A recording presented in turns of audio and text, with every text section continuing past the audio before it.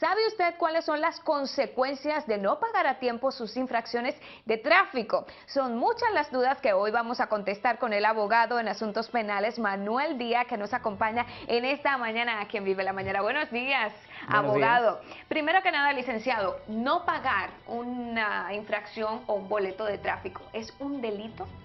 Correcto, es un delito y no pagarlo puede terminar en una orden de arresto que salga en contra de la persona. Entonces, si la policía los llega a identificar, los pueden arrestar por no pagar una multa de tránsito. No importa qué tipo de multa sea, ya sea si es por no utilizar el cinturón de seguridad o por velocidad, ¿eso no importa realmente? Correcto, no importa, mientras sea una multa, una violación a una ley, ya sea de la ciudad o del condado o estatal, eso hace que la situación sea una situación penal, aunque sea una de categoría menor, y no cumplir con los términos de eso puede terminar en una orden de arresto. Una infracción de tráfico, yo tenía entendido, pensaba que como no era tan grave, pudiera ser civil nada más, pero usted me está diciendo que también puede ser penal. Correcto, por lo general es penal. Por lo general. Sí. Ok, cuando nosotros recibimos ese boleto por infracción, ¿qué pasa? ¿Cuáles son nuestros derechos y cuáles son nuestras opciones a la hora de recibir ese boleto? Siempre que una persona es acusada de una violación penal, tiene el derecho a un juicio ante un jurado. Entonces, lo primero que hacer cuando uno le dan una multa es observar la cantidad de días que tiene para responder esa multa. Obviamente siempre existe la posibilidad de contratar un abogado para que el abogado les ayude a resolverlo, pero para situaciones de multas las personas lo pueden resolver por sí mismas. En situaciones donde es una clasificación más alta, el Estado les proporciona un abogado para que les ayude o ellos contratan un abogado privado, pero para lo de multas, entonces el primer punto es observar bien cuántos son los días y en la multa lo van a tener para que ellos respondan.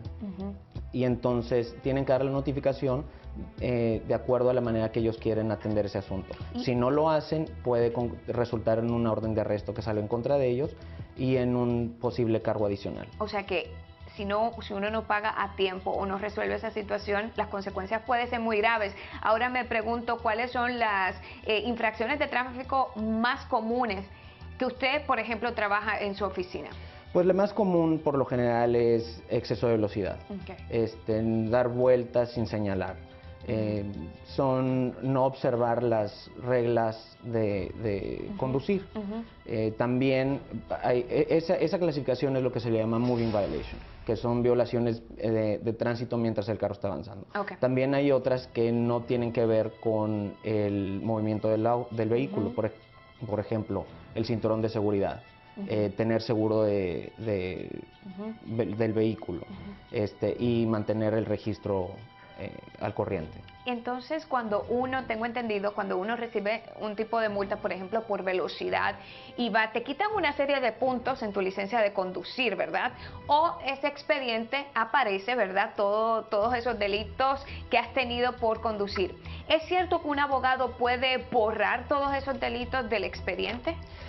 Sí, lo que pasa es que el sistema o la Administración de Seguridad Pública es la entidad que da licencias. Ellos mantienen un récord de todas las sentencias en contra de una persona por infracciones. Y ese récord se cuentan puntos. Cuando llegan a cierta cantidad de puntos, pueden poner lo que le llaman surcharges, que son un tipo de multa adicional, o pueden llegar hasta suspender su licencia.